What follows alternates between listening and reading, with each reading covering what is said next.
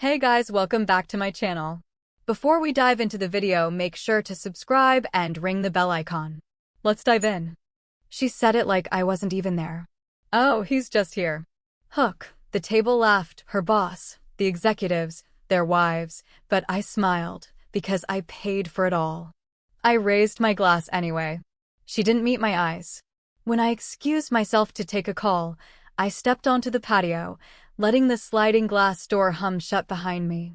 The air outside was cooler, cleaner. I looked down at the city lights below and thought about the years I had given her, the quiet nights of code, the long hours, the sacrifices that built everything she was now taking credit for. Seconds later, through the reflection in the glass, I saw him. Her boss, Alan Cross, mid-50s, married, silver hair that tried to look expensive. He was laughing at something she said when his phone buzzed. He answered half smiling, then froze. I saw his face go pale, his hand shaking slightly as he whispered into the phone, "He's who?" Oh my God. When his eyes lifted, they met mine through the glass.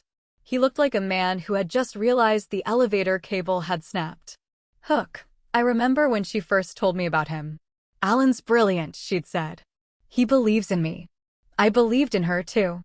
Before she stopped coming home before midnight, before her perfume started changing, before she began hiding her phone under her pillow.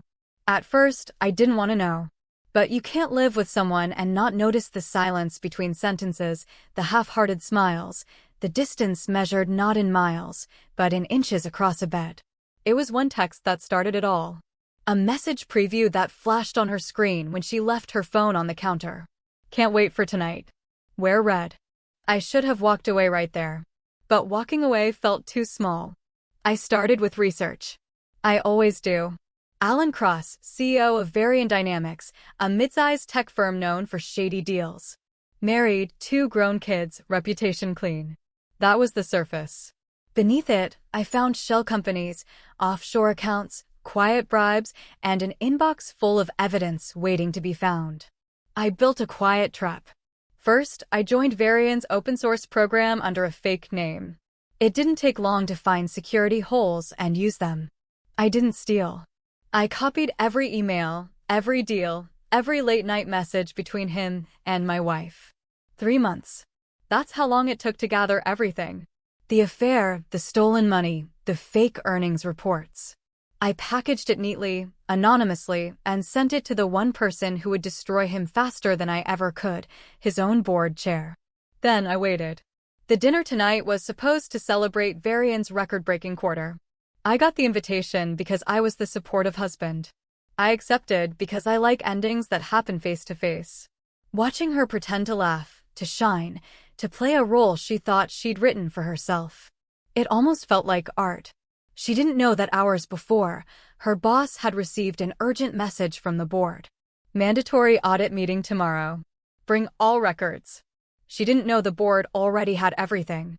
And she definitely didn't know that my name, the real one, not the fake, was attached to the original patents that built Varian's core product. Patents I moved into my name months before she introduced Alan to my ideas. She'd called me paranoid for doing it. Turns out paranoia works well when it's right. Alan was still on the phone when I came back inside. His laughter had died. His face matched the tablecloth. I took my seat quietly. "Everything all right?" I asked. He looked at me like a man staring at his own end. "Yes, just urgent company matter." My wife looked confused, glancing between us. "Alan?" He didn't answer. He was still processing the voice that had just told him who I really was. The secret whistleblower, the founder whose ideas he'd been using, the husband of the woman he'd been sleeping with. Her fork clattered against the plate.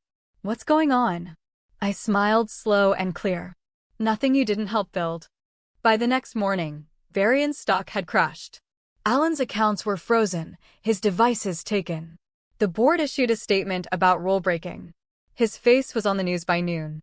As for her, HR called her in for questioning. She tried to call me after that 12 times. I didn't pick up. I wanted her to feel the silence she'd taught me to live with.